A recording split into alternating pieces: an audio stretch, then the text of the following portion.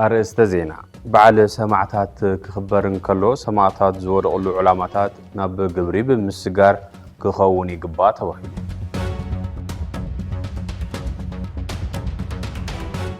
أب اللعلي حسابهم بناس إن تزقل وزيقاتها زفت أمزلو مع سرتي نخون نكبل فوكس تقراي نجاز إنياتات الميديان قليزو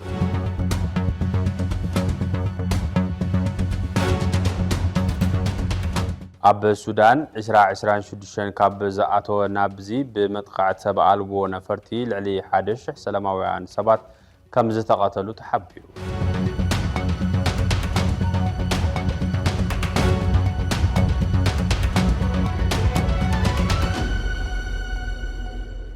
سلام تعنا بالله كبرات تخطاتلتنا دمزتن تبي التلفزيون نالومي مشات زحزنا يوم زيناتات بأرسط زينات جميرنا لنا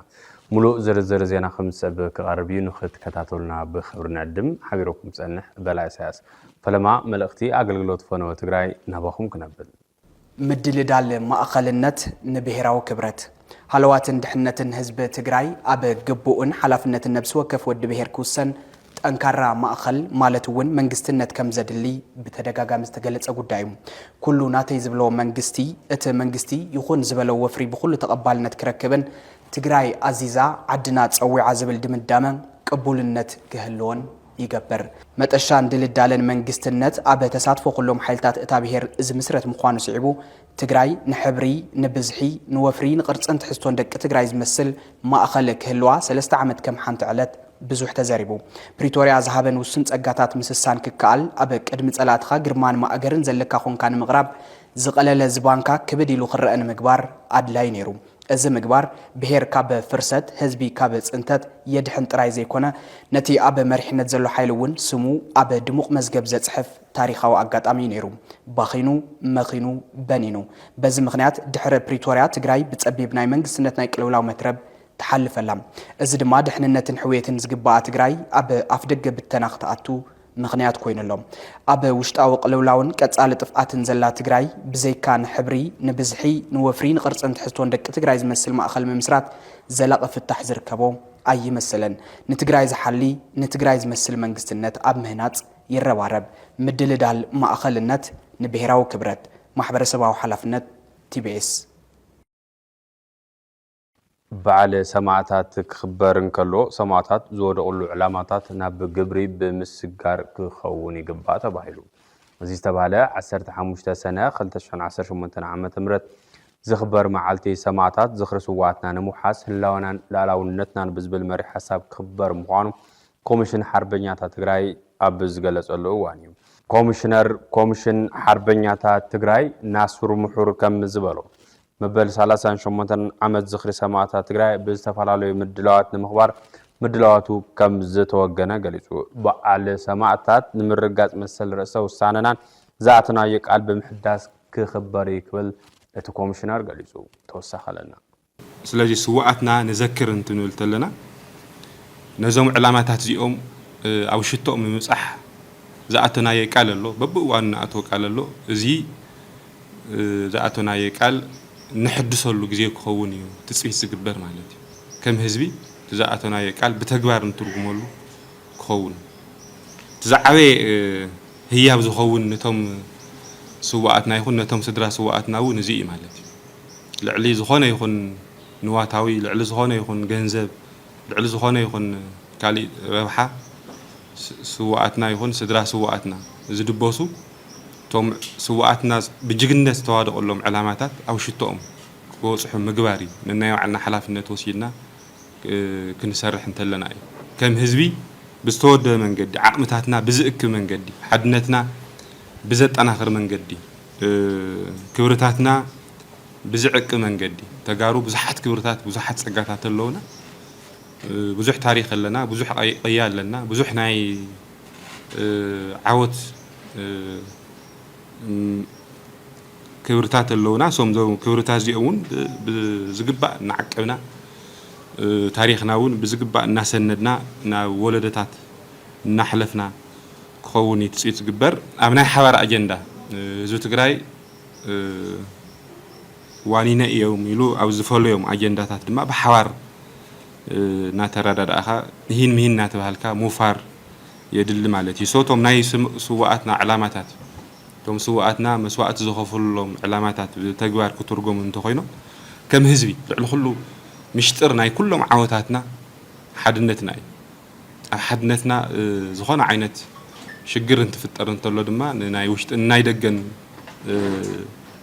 ሓደጋታት ኢና ንቀላዕሶ ልዕሊ ኩሉ ሓድነትና ኣጠናኺርና ንቕፅለሉ ክኸውን እዩ ትፅቢት ዝግበር እዚ ከም ዘሎ ኮይኑ ቶም ስድራ ስዋኣትናን ኩሎም ሓርበኛታትናን ልዕሊ ኩሉ ብተግባር ዕላማታት ክትርጎም እንተለዉ ትዛዓበየ ህያብ እሱ ኢልና ወሲድና ግን ነቲ ዝኸፈልዎ መስዋዕቲ ክብሪ መሃብ የድሊ ጉቡእ ኣፍልጦ መሃብ የድሊ የቐኒየልና መማል የድሊ ምክንያቱ ቶም ስዋኣትና ኣፍታ እዋን ዝተሓተትዋ ነገር ገይሮም እዮም ጉቦኦም ፈፂሞም እዮም ከምቲ ኩሉ ግዜ ንብሎ ዝተርፍ እንተልዩ ድማ ናይ ህልዋት ዕዳ እዩ ዝኸውን ማለት እዩ ናይ ሕዚ ዘለና ብሂወት ናይ ዘለና ብሂወት ናይ ዝተረፈ እዩ ዝኸውን ማለት እዩ ናይ ወለደታት ዕዳ እዩ ዝኸውን ማለት እዩ ስለዚ ዝተረፈ ዘይመላእናዮም ዕማማት እንትህልው ድማ ናይቲ ዝተረፈ ናይቲ ብሂወት ዘሎ እዮም ዝኾኑ ማለት እዩ ሶ ነዚ ከም ዝበለ ብሄራዊ መንነትና ተሓልዩ ክኸይድ ህላወናት ብዘላቕነት ተሓልዩ ክኸይድ ዝገበሩ ጀጋኑ ስዋኣትና ክብሪ መሃብ የድሊ ክቡራትን ክቡራንን እዚ ቅንያት ታሪኻዊ ፍጻመታት ዝዛያዶ ቅንያት ታሪኽ ንቅያን እዩ ሓደ ካብቶም ታሪኻዊ ፍጻመታት በርቃዊ ስርሕት ወፍሪ ኣሉላ እንትኸውን ጀጋን ደቂ ህዝቢ ንመሰል ንክብርን ልዕልናን ዓዶምን ህዝቦም ዝገብርዎ ዘገርም ተጋድሎ ክንዝክር ዘገድደና እዩ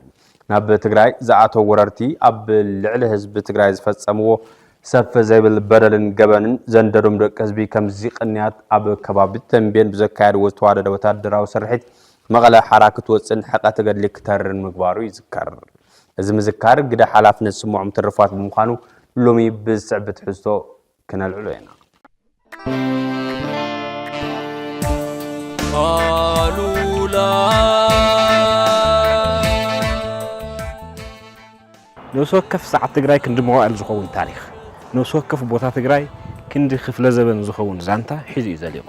خلتشان عسرت سلسلة عام تمرت ناب مودة تقابي أول حكومة بس خبابي استفاد عليها ببوت أوزنا وراء أرمتات نابزي ناب قلات بين زموس أرو أتنيرو زين أرمتات زياتن دحرت الزنا وراء مبتتان ببنا على المنجدي أحدثاتنا مسرتها سراويتنا والدواء حزبنا على عينتانين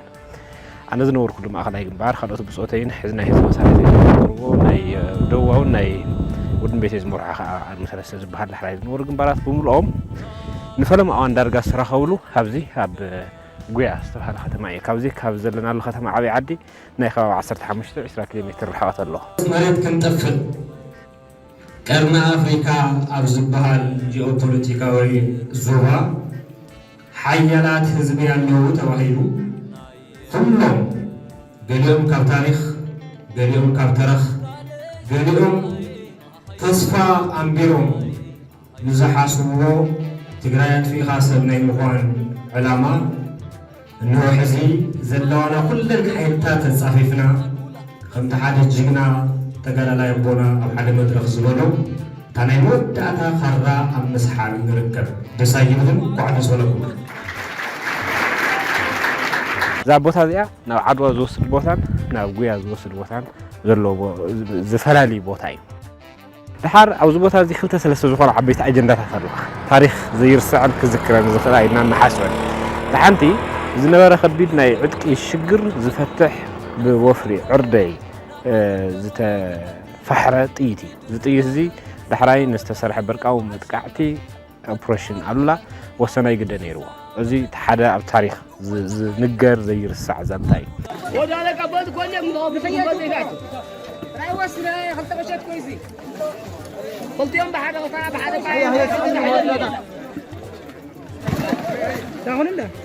خلاص زنبرنا إسرائيل عقمتها نمتنا خارج استجبرا كتما قيانا وكتما غلورون زنبرة سفيحنا يمسد دام نا بوليتيكا ونتحدرون سلطنة تحت المكادي نير إحنا بالله من هاي ساعات أو نتحلف نزبها له اللي جزء نير شو يا عشرة ከተወሰነ ጊዜ በኋላ ሰበር ዜና ጠብቆ እኮ ይባል ነበር ዓወት አብኢድ የረም ፍክር የምነረ ሻዕቢያውን ጻጻ ይተሐልፍን ከመይናኻ ሒዘሎ ጻጻው ነው ይተሐልፍን ዚን መሕለፍ ይብለን አዎ አኔርኩም ባዕነው ይመግልኩም ታነ ጠመቀየሮን ተጀሚር ያባ ድሕሪ አጻጻዕና የንበር አባ ተጀሚር ረጋጊጽና ጣሒና وحيسنا أنا مثلا ኢንኮንክሉሲቭ ዓወት ሒዝና ኢድና እናተጠመዝና እንነብረሉ ሁነታት ከይፍጠር ሲሪየስ ስራሕ እንሰርሕ ኣለና እቲ ሊደርሺፕ ሓላፍነቱ ካብ ቅድሚ ሕዚ ንፈጥራ ነበረት ጌጋ تا مارجن اوف ايررنا سفيها تا قدم حزب فطرنا جيجا حزب تግራይ ምውራድ ዓብይ ኣስተዋፅኦ ገይራ ህዝብ ክቅበሎን ፈለና ሶ ሕዚ ህዝብ ትግራይ ንክሓስ ዝኽእል ንዓድል ክንድምጥቃም ሓንቲ ኪሳራ ትግራይ ንዘላቕነት ተኽስር ውፅኢት እያ ክትብለዋ ትኽእል ስለዚ ነዚ ኣብ ግምት እትወ ስራሕ ክንሰርሕ ኣለና ወተሃደራዊ ዶክትሪን ናይቲ ኩናት ባህርን እንታይነትን ትንተና መበገሲ ዝገበረ ናይ ሳይንስን ጥበብን ስልጠና ተዘይኮይኑ እንታይ ዓይነት ዓቕሚና ንፈጥር ዝብል ዳውት ኣለና ሳልሳይ ብጣዕሚ ክትዝክሮ ከለኻ ዘሕርቕ ዘሕዝን ዘሰንብድ ኣብ ልዕሊ መሪሕነት ወታደራውን ፖለቲካውን መሪሕነት ትግራይ ዘነፃፀረ ናይ ኣየር መጥቃዕቲ እዩ እዚ ናይ ኣየር መጥቃዕቲ እዚ ንብርክት ዝበላ መዓልትታት ኣብ ሓንቲ ዳዕሮ ተኣኪቡ ዝነበረ ፖለቲካውን ወታደራውን መሪሕነት ኣብ ናይ 60 ሜትር ርሕቀት ቁምብላ ናይ ነፋሪት ወዲቑ ህዝቢ ዘሰንበደ ሰራዊትና ዘርዓደ ኩነታት እዩ ነይሩ ጉያ ነርና ኣብ ጉያ ብዙሕ ዝበለ መራርሓ ነይሩ ዕላምኡ ስልጠና ኢና ነርና ኣብ ሓፂር ግዜ እውን ስራሕ ንምስራሕ ናይ ፕላን ናይ ፅንዓት ናይ ኩሉ ብድላው ንገብረሉ ግዜ ነይሩ ሰሙኑ ፀላእ ሰዓት እዚ ብዙሕ ዝበለ ሓይልታት ኣኪቡ ኣብ ጉያ ከባቢ ኣለዉ እሞ يرأي له يلو فعنا كل ساعة كفومي يزبل مدى يقارص النيرو استوصلنا من قصاصات يقبر نيرو أنا مدافع داو النيرو كل جن فليز ولت زجورا دنجت بكابنا انفورميشن سمعي مثلني مسيو عبي تفصيل أو حدا عبي دعرو أخوان هرنا تقصد انقاتنا سمعناه تقصي افتي سراويت تاكيو لزناره من ما يقول قنفت وديعو بقاطامي سبيلات ودي نا حكمنا انتخدو فلت كوي او سراويت قن من مزغوره ነገር وفري الولا وفري الولا وفري الولا وفري الولا وفري الولا وفري الولا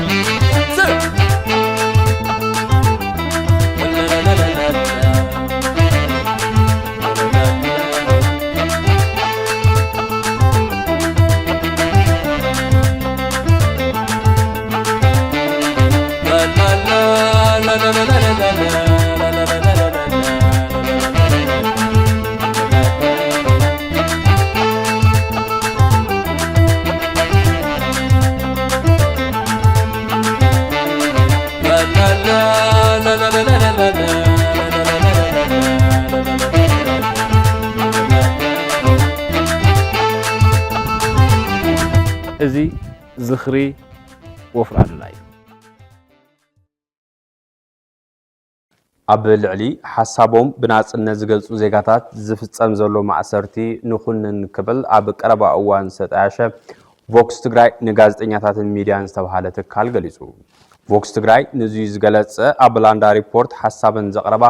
ጓል 76 ዓመት ምዃነን ዝተነገረለን ወይዘሮ ኣኸዛ ሕሉፍ ምእሳረን ስዒቡ ኣብ ዘውፅኦ መግለፂ እዩ ሙሉ መግለጽ ነው ጋዜጠኛታት ክእሰሩ ዝጽውዕ ጎስጓስን ኣብ ልዕሊ ሓሳቦም ብናጽነት ዝገልጹ ዜጋታት ዝፍጸም ማእሰርትን ንኹንን ይብል ቮክስ ትግራይ ናይ ጋዜጠኛታትን ሚድያን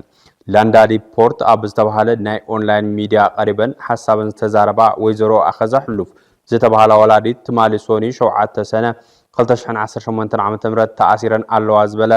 ቮክስ ትግራይ ዘን 76 ዓመት ዝዕድሚአን ሲቪል ኣብ ሚድያ ቀሪበን ሓሳብን ድሕሪ ምግላፅን ድሕሪ ውስናት መዓልትታት እየን ብሓይልታት ፀጥታ ተታሒዘን ኣብ ትግራይ ከተማ መቐለ ኣብ ዝርከብ መደብር ፖሊስ ተኣሲረን ዝርከባ ዝበለ ቮክስ ትግራይ ንጋዜጠኛታትን ሚድያን ሓሳብን ኣብ ሚድያ ቀሪበን ብምዝራብን ዝተኣሰራ ወይዘሮ ኣኸዛ ብህፁፅ ክፍትሓን ሓተት ይብል እቲ መግለፂ ድሕሪ ማእሰርቲ ወይዘሮ ኣኸዛ ደገፍቲ ናይ ስርዓት ሓሳብ ናይ ዘን ወላዲት ዘቕረበ ወናኒ ሚድያን ጋዜጠኛን ስጉምቲ ክውሰደሉ ጻውዒት የቕረበሎ ዝበለ ቮክስ ትግራይ ፍላይ ኣሰናዳይ ኣብ ኣሜሪካ ዝመደብሩ ዛራ ሚድያ ዝተባሃለ ቻነል ስታሊን ገብረስላሴ ኣብ ልዕሊ ጋዜጠኛታትን ተሓላቕትን ስጉምቲ ክውሰደሎም ከም ዝግባእ ዘመላኽ ጽሑፍ ምዝርግሑ ተዓዚብና ኣለና ይብል እቲ ቮክስ ትግራይ ንጋዜጠኛታትን ሚድያን ተውልቀ ሰብ ሕወሓት በሾም ናጽነት ሚድያን አክቲቪዝምን ኣብ ማእኸሎም ኮይኖም ዝገናዘይኹም ፈሪሕኩም ትሚልኩም ክብል ነፃ ጋዜጠኝነትን አክቲቪስታትን ክእሰሩ ይጸውዑ ትካልና ብዝገበሮ ዳህሳስ ቅድም ክብል እውን ኣብ ዛራ ሚድያ ኣብ ትግራይ ዘለው ናፃ ሰብ ሞያ ሚድያ ክእሰሩን ክጥቅዑን ዝጽውዕ መረባት መዝርግሑ አረጋጊጽሎ ይብል ቮክስ ትግራይ ንጋዜጠኛታትን ሚድያን እዚ ሓሳብካ ብናጽነት ናይ ምግላጽ መሰል ዝኽልኽልን ሲቪላት መሰሎም ክምንጦሉን ክጥቅዑን ዝጉስጉስ ጻውዒት ሓደገኛ ስለ ዝኾነ ክኹነንን ክእረምን ይግባእ ንብል ይብል እቲ መግለጺ ፎክስ ትግራይ ኣብዚ ሕዚ እዋን ናብ ኣዝዩ ዓፋን ኩነታት ዘምርሕ ዘሎ ባይታ ሚድያ ትግራይን ብነጻነት ሓሳብካ ናይ ምግላጽ መሰልን የተሓሳስበን ዝበለ እንትኸውን ኣብ ዝሓለፈ ጸብጻብና ከም ዝገለጽናዮ ባይታ ሚድያ ትግራይ እናጸበ ይኸይደሎ ሕዚ ድማ ሓሳብካ ብናጽነት ናይ ምግላጽ መሰል ብዝኸፍአ መንገዲ ዳርጋ ዕጹውና ኾነ ይመጸሎ ይብል እቲ መግለጺ ኣብ ቀረባ እዋን ህላውን ድሕንነትን ህዝቢ ትግራይ ንምውሓስ ብዝብል ዝወፀ ኣዋጅ ንናጽነት ሚድያን ጋዜጠኝነትን ከምኡውን ሓሳብ ብናጽነት ናይ ምግላጽ መሰል ዝግሱ አንቀጻት ዝሓዘ ንጋዜጠኛታትን ኣብ ሚድያ ቀሪቦም ሓሳቦም ንዝገልጹ ሰባትን ዘሸቅሩሪ ዝበለ ቮክስ ትግራይ ብተወሳኺ ድማ ኣብ ትግራይ ብዝለዓለ መጠን እናጸበበ ዝመጽእ ባይታ ናጻ ሚድያ ሙሉእ ብሙሉእ ዝዓጽብ ብምዃኑ ብትሪ ንነቕፎ ኣለና ይብል እቲ መግለጺ ኣብ ትግራይ ዘሎ ሰበስልጣን ባይታ ሚድያ ትግራይ ካብ ዘጽብብ ተግባር ክቁጠቡ ንሓቲ ዝበለ ቮክስ ትግራይ ንጋዜጠኛታትን ሚድያን ዓለም ለኸ ትካላት ድማ መሰል ጋዜጠኛታትን ሓሳብካ ብናጻ ናይ ምግላጽ መሰል ዜጋታትን ኣብ ልዕሊ ዝዕፍን ዘለው ሰበስልጣን ጽዑንቶ ከሕድሩ ንጽውዕ ይብል መግለጺ ቮክስ ትግራይ ንጋዜጠኛታትን ሚድያን ክቡራትን ክቡራንን ብዛዕባ ማእሰርቲ እዘን ወላዲት ዛጊድ መንግስቲ ዝበሎ የለን ንምዃኑ ወይዘሮ ኣኸዛ እንታይ እየን ኢለን هزم لقدس الله لودس الله بغلط صمنا لنا سالخ مدخوني لبل ففصم يلي جن تهسم أزي لحويهم لبل أفت من إسي شنفلا لأتي وأورس حزون أورس بخيات من إسينا من إسي تجراي بطعمي لا قرب نقر جنيه أفتنا قادم ريحتنا هذا السواء عقيقر طعم زحزن جنيه ما دك أنا هنا إذا خلو تاريخ إذا خلو أنا استقاشي اللي قال لي بيت كريستياني اللي تبونك إرتوا هيلو عدنا يندف فيلم حف فيلم الخارجية كانوا حفل لهم فايدهم وجيهم لنا الغا عند مذكر بالي اللي تغلى الأسر توانا نقولوا لقابرنا نحش كاتم إذا مشاري بيلم همزي لالو وردي ياخد أو نحيزن ورقة يكر لا توهالو كاخدو كبر العتم يكر العتم لبوبهم لحوبهم كبري تنقدم تاريخ أبي حملو بقى أبي حمل نتأبي تنادى بيسي تنعد جزعتي نبرة قبل موسينا تجراي بدرب سرعة تاريخ لصار حتى قاشة تبرت كلب بس تبرت دياقون تبرت عتيق أخيرا دمسيسو لا أتوا تمسجن خلنا وجحلنا لنا نيرنا هنزل الإسلالات تسأل اسم المخانو برهديو دستاريو طوفينا إني تغلالو طوفينا ينبي من يولي في الجن حساو ينيو أقامة يا حمدي دمسيس خاص ألاقي لمعت تمرتيبات طيعنا قبرنا بوليسنا أفجزيات فرديباتنا خنكن بطعمي زاد اللي عاوزيات يلي كانوا يلغى حد مهرات بطيعنا تمسكنوا ببوليس أويات يرد تمسكنوا بقبرنا تمسكنوا ببيت تمرتي تمسكنوا دموز إنو بيت تمرتنا هانني لهم قلعوا دموز الله سأنو يا دموز وقا أبلهم ما بيشنت أرى لبهالني هامي همزي بخات خوانا باللي غرشي بجاجات من أسهينا صدرا سوقات حاوي تسويو واي كوعزي أجاز أخام بزودي أيتبكى زيها لما لا لسخا دم حوخا حفيز خايخا بجاج زي أشك الخابلة تتبع من أسي أغمطة هذا أجري خصايت خانيا هم أرجت خانا زيات دمه حاويت يجنيو من أسي تجراي خوري يجنيو تجن فلجن أنا ندعي بعلونا دا يسمعني بأنا ندعي تسدراس هو زين دحر خريو تقراي كو ويلك أرجينال كو يا كبوب كو أنت تقراي أف تقراي للكو هاجر إثيوبيا بزح لحفقتيا باتر إثيوبيا كنت تقراي ياكو أف تقراي للنبرة هامي وعلنا ما يدوره كو يلو تقراينا الله بانا كان نقبل معرف أيرنا هاسي وهنس نقبل مطفى دنقرنا ويلك بلا تهالي ما يرام دماي صرا شفتنا أبيت ورخ مدمر الدوا درجع الجنة ما لا تنبين عبي عبد دم زم جان ويت كريستيان ررت لنا مريم بقص هاي تقولنا زي لا جور يوم خد ولدنا به تناطع تداميو وحاتخ تخول وانا وست حارده دق سماي ورسال ولا مصحف سبيل لنا أبي مسلو أول برخة تلتقى من أصيع ريوم لا بالخا تلاولوا من أصيبوا ذي لو ها عندما أصيلوا صبوا لهم ولا علوهم ده صبوا لهم سغا هاكم لي خا 4 من أصيلوا خده ودي تبال كله تزيناتات اللي زرق حلو نتأناقق تقرأ عند حتى العلا شين في النار بالله تقرأ تاريخين يا تقرأ تمام أمن تقريبا مرسي جيلات دول تبلية مواصو حزب تግራይ ንባይታ ፖለቲካ ትግራይ ዘቀድም በተጋሩ ዝምእዘንን ተጋሩ ናተይ ዝብልዎ ብሄራዊ ማእከል ብምትኻልን እዩ ዝብሉ ሓይልታት ካብ ዋና ብዋና ተበራኸቱ ኳን ተኸዱ ኣብ ትግራይ ተተኺሉ ዘሎ መንግስት ግን ነዚ ቁርባ ይኾነና ተባሃለ ይውቀስ ፍላይ በመሰረት ስምምዕ ፕሪቶሪያ ዝቆመ ግዚያዊ ምምሕዳር ተዓልዩ ውዝፍ ዝተባሃለ ነባር መንግስት ተመሊሱ ስራሕ ካብ ዝጅምር ናብዚ መድረኽ ፖለቲካ ትግራይ ተጋሩ ናይ ዘይምምሳሉ ጉዳይ ናዕበየ ኸይዱ ዝብሉ ብዙሓት እዮም በአንጻሩ ትግራይ መንግስት ነታ መሊሳ እንኳ ሕጎሰኩም ተባሂሉ استسرح زينا يكون استسناد مدرخ بزح كابز وصاي مفتاح صقم تግራይ ኣብ ሳልሳይ መንገዲ ከም ዝምስረት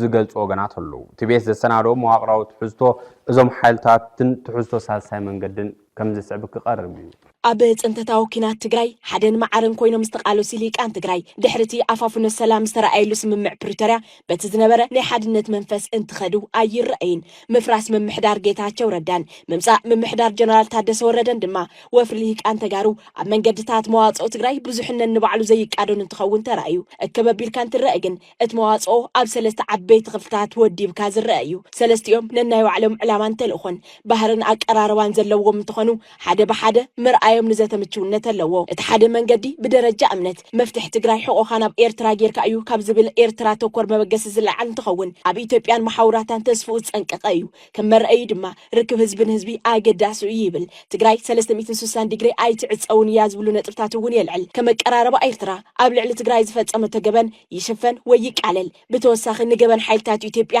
የጋንን ንገበን ሓይልታት ኤርትራ የቃልል እዚ መንገዲ እዚ ዝኣምኖ መዋጽኦ ትግራይ ሕቆኻ ናብ ኤርትራ እዩ ኣብ ዝብል ዘየኣምኑ ተጋሩ ባንዳታት እዮም ይብል የአስርን የሳድድን መቃለስ ስልቱ ድማ ጻርፊ ጸለመ ጠቃነ ምጥፍፋን ምድፍፋን እዩ እቲ ካልኣይ መንገዲ መፍትሕ ትግራይ ሕቆኻ ናብ ኢትዮጵያ ጌርካ እዩ ካብ ዝብል ኢትዮጵያ ተኮር መልዕሊ እዩ ዝብገስ ከመርአዩ ዘቐምጦ ድማ ትግራይ ዛጊድ ዘይተገንጸለት ኣካል ኢትዮጵያ ስለዝኾነት እዩ ይብል ኣብ ትሕቲ ሕጊ ተዓዲ ምህላውናን ስምምዕ ፕሪቶሪያ ዝኣስረና ብምዃናን ጉዳይና ምስ ኢትዮጵያ ኢና ንውድእ ካብ ዝብል ክሳብ ሕሉፍ ፍቕሪ ኢትዮጵያውነት ብዝበጽሕ መልክዕ ይካታዕ እዚ መዋጽኦ እዚ ኢትዮጵያ ኣብ ልዕሊ ትግራይ ዝፈጸመ ተገበን ይሽፍን ወይ የቃልል ንገበን ሓይልታት ኤርትራ የጋንን ንገበን ሓይልታት ኢትዮጵያ የናኣስ በዚ መንገዲ ዘይኸዱ ተጋሩ ምልሻታት ሻዕብያ እዮም ይብል መቃለስ ስልት ዝመዋጽኦ ዝልክዕ ከም ተቀዳማይ ጸርፊ ጸለመ ጠቀነ ምጥፍፋን ምድፍፋን እዩ ከም ትዕዝብቲ ትብኤስ እቲ ሳልሳይ ኣብ መዋጽኦ ትግራይ ዝሕንጸት ዘሎ መንገዲ ብደረጃ እምነት መፍትሕ ትግራይ ምስ ኤርትራን ምስ ኢትዮጵያን ኮይንካ ዘይኮነስ ኣብ ትግራይን ምስ ተጋሩን ኮይንካ እዩ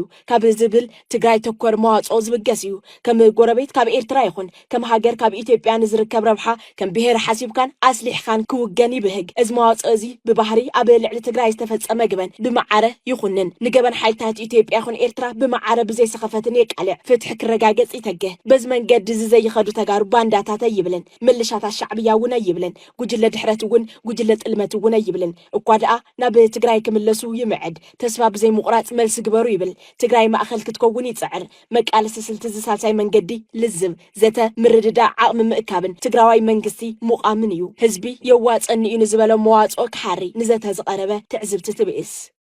ካብ ናይ ወጻኢ ኣብ ሱዳን ዓመተ 2026 ካብ ዝኣተወ ናብዚ ኣብ ዘለው 5 ኣዋርሕ ብመጥቃዕቲ ሰብ ኣልቦ ነፈርቲ ልዕሊ 1000 ሰላማውያን ሰባት ከም ዝተቐተሉ حبرات هاجرات تفليتو حبرات هاجرات مالسوني أب زهابو مجلسي أبتا بكينات اتهسزلا السودان بزقات ممتقع سبع ألبو نفرتي أب مجمرتا حموش توارح ترايل عليه حادش سلامويان سبات كمز تقاتلون زيد ما سبع ألبو نفرتي نتيجة زيادة حادقين نسلامويان سبات قتالني قبرو كم زرقي يكبل حبيو العلواء كوميشنر سبعو مسالات حبرات هاجرات فولكر كم زقلتو بصحفتو أبتينا 4 عامتات زغصله الجيت السودان متقاعد سبع ألبو نفرتي كم أون عامس انصوتاو متقاعد الناتقاده كم زخده قليتو اتي العلواء كوميشنر وسيخو بصحفتو ابزي عام تراي كابور حط ريكسا بغنبوتا بزلو وان استمزغبه موت نصوحان مدنگص مخانو حبيرو فولكر اب جنيفا اب استخايده بايتو سبعو مسالات اب زحابو مدره اب السودان زلو ارمنياو ግጭት እናተጋደደን እናገደደን መጽዩ ምስበለ ፍላድማ መጥቃዕ ሰብዓ አልቦ ነፈርቲ ምግዳድ ህዝብ ምላሽ ጠለብዩ ክብል ገሊጹ አሜሪካ ኣብ ውግ ኢራን ዘይተጸበቶ ኪሳራ ከም ዘጋጠማ ጸብጻባ ተመላኺቶም አሜሪካን እስራኤልን ንላዕለወት ሰበ ስልጣን ወታደራዊ ትካላት ኢራን ኢላማ በመግባር ዝጀመሩን ንሶሙና ጥራይ ጸንሕ ትልም ዝነበሮን ኩናት ብዘይተጸበይዎ መንገዲና አዋርሕ ተጎተተ ኮይኑ ንአሜሪካ ዓቢ ፋይናንሳዊ ኪሳራ ከም ዘጽዕበላ ተገሊጹ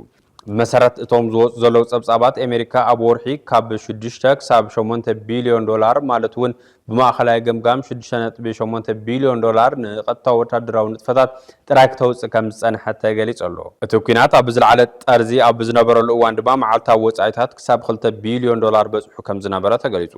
ቀንዲ ምኽንያት ናይ ዝልዑሉ ውጽኢታት ነፍሲ ወከፎም 2.5 ሚሊዮን ዶላር ወጻኢታት ዘመናዊ ሚሳይላት ምትካእ ዝተገበረ ጻዕር ምዃኑ ካልእ ኣገራም ነጥቢ ኮይኑሉ ኣብ ዝዓነዋ ነፈርትን ወታደራዊ ማዓስከራትን ዝወረደ ዕንወት ሓዊሱ ጠቕላላ ወታደራዊ ኪሳራታት ናብ 50 ቢልዮን ዶላር ዝቐርብ እዩ ተባሂሉ ወታደራዊ ውጽኢታት እቲ ኩናት ኣብ ሰፊሕ ቁጠባ ኣሜሪካን መዓልታዊ ናብራ ዜጋታትን ዓቢ ጽልዋ ሕዲሩ ኣሎ ኢራን ነቲ ቁልፊ መስመር ንግዲ ዝኾነ መጻቦ ሆርሙዝ ምዕጋታ ንዋጋ ነዳዲ ኣሜሪካ ብማእኸላይ ገምጋም ብ40 ሚእታዊት ከም ዝደፍዎን ኣሜሪካውያን ነዳድን ጋዝን ተወሳኺ 27.8 ቢልዮን ዶላር ከም ዘኽፍሎን ተፈሊጡ ወጻኢታት ናይቲ ኩናት እውን ናወሰኸ ብምምጽኡ ክፍሊ ምክልኻል ኣሜሪካ ኮንግረስ ተወሳኺ 98 ቢልዮን ዶላር ህጹጽ ምወላ ክሓትት ከም ዝገበሮ ተሓቢሩ ኣሎ ክልቲአን ሃገራት ሕዚ ብኣሸማጋላይነት ፓኪስታን ነቲ ኩናት ንምቁራጽ ኣብ ስምምዕ በጽሐን እኳ እንተሃለዋ እቲ ካብቲ ኩናት ዝበጽሕ ነዊሕ ዝጸንሐ ቁጠባዊ ዕንወት ግን ብቐሊሉ ዝፍታሕ ኣይኮነን ተባሂሉ ናጻስኒ ቁጠባ ተመራመርቲ ከም ዝበልዎ እቲ ንሃልክታት ኩናት ኣሜሪካ ዝወጽእ ዘሎ ወጻኢታት ንምትካእ ዝተበላሸወ ኣጽዋርን ተተኮስትን ከምኡውን ሕክምናዊ ክንክን ውግኣት ወታደራት ዝተገበረ ወጻእ ካብ 1 ትሪልዮን ዶላር ክሓልፍ ከም ዝኽእል ግምቶም ከቕምጡ ተራእዮም ኣለዉ ኢራን እውን ኣብ ትሕቲ ቅርጽታታ ሰፊሕ ጉድኣት በጽሕዋ እኳ እንተነበረ ስፍሓት እቲ ጉድኣት ግን ክሳብ ሕዚ ብመጽናዕቲ ኣይተረጋገጸን ኣብ መወዳእታ TBS TV سرع فنو كاب جمر الوان فليمو ببور حفلينا تخرط عن فتنا نصرم زينا مدباتن قريصو اب مفنا مصنفي ذكر زي حزنا زلنا ورحي ورحسنا اب تግራይ نزحلفو 5 ዓመታት ዝቀጸሉ ዓበይት ህዝባዊ ጸገማት ሕዝውን ሰፍሓትን ዕምቆትን ወሲኾም ይኸዱ ምህላዎም ስዒቡ ሕዚ ድሕሪ 50 ዓመት ምጅማር ጽንታው ግን ድሕሪ ምፍራም 30 ዓመት ውዕለ ፕሪቶሪያን ጸገማት ኣብ ክንዲ ዝእለዩ ነሃር ወሲኾም ይኸዱ ምህላዎም ንምፍራስ ክብረ ብሔር ንምሳት ድሙቕ ታሪኽን ንምብታን መንነታውያታን ትግራይ ምኽንያት ኮይኑ ዕለታው ከም ህዝቢ ያጉድለን ኣሎ ስጋቱ ኩናት ጥራይ ዘይኾነስ ናብ ተኽሲ ዝተሰጋገረ ጎነጽ ማእኸላይ መንግስትን ብሕወሓት ዝምራሕ መንግስትነት ትግራይ ህሉ ፈተና ክፈጥሮ ዝኽእል ጭቡጥ ውድቀት ሩኢና ኾነ ይኸይድ ኣሎ TBS TV ከም ሓደ ሓላፍነት ስሙዑ ሙያዊ ሚድያ ጸገም ኣብ ምእላይ ክሕግዝ ሰፋሕ ስራሕቲ እናዓመመ ዝመጸ እንትኾን ኣብ ዝወርሕ እዚ እውን ሰናዕቲ ጓሪ ኩናት ኣብ ምዕራብ ዘድሀበት ሕዝቶ ከቕርብ እዩ نهار كينات نمكلخالن بايتا سلام نمسفحن كمچو اب ادلاينت بيراو متخاب دق تግራይ ከድህብ ባህር ሊቃን ፖለቲከኛታትን እታ መንግስት ነጠለብ ዘላ ትግራይ ጸገም ትግራይ ኣብ ትግራይን ብደቅ ትግራይን ኣብ ክንድ ምእላይን ፍታን حق ተረኻት ገሊኡ ሰሜን ገሊኡ ንደቡብ ተፈናጭሉ ናህሪ ፖለቲካና በተኽንታት ተቃርኑታትን ረብሓ ህዝብ ሒዞም ዝኸዱ ጎነጻትን ዝግለጽ ኮይኑ እቲ ዝኸፈ መሪር ጽልዋ ህዝቢ ኩምዕጎ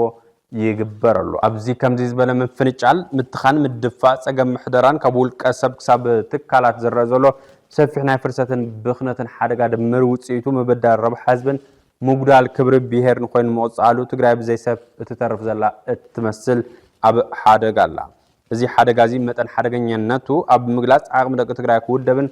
ጉልበት ዘለዎ ቁመና ኮይኑ ኣብ ምውፃን በዚ ኣቢልካ ድማ ተጻባእቲ ሓይልታት ብሰላማዊ መንገዲ ፀገም ህዝቦም ክፈትሑ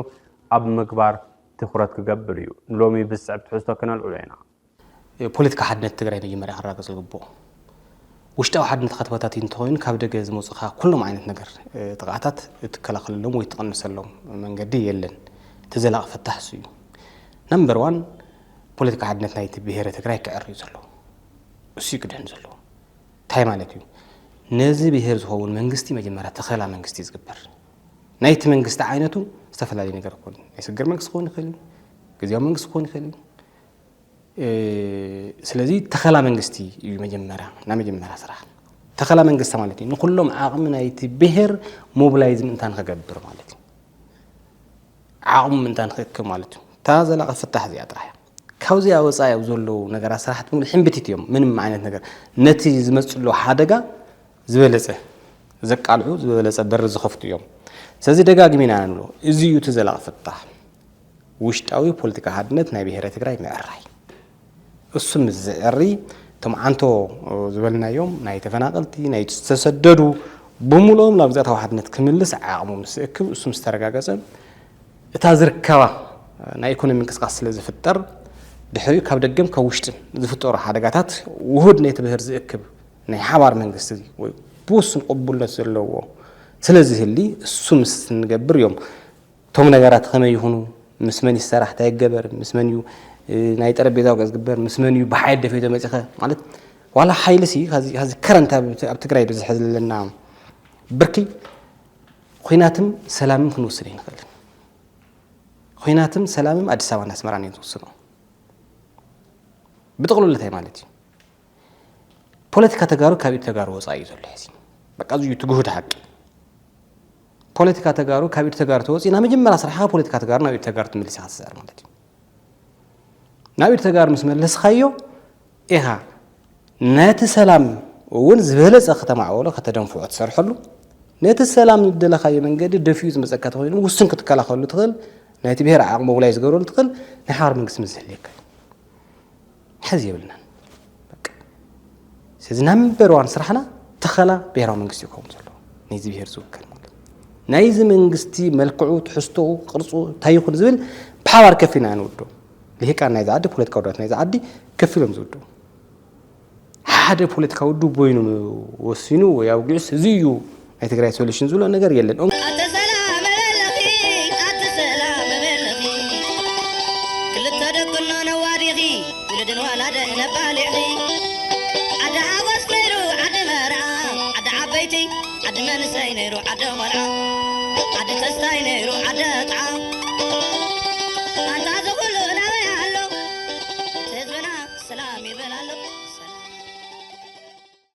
كبراتن كبرانن زيناتاتنا كتكتاتلو وصنحكم يمثل نيرو مسترفو خالوت مدلوات بيس حبيركم ناصلحو سلام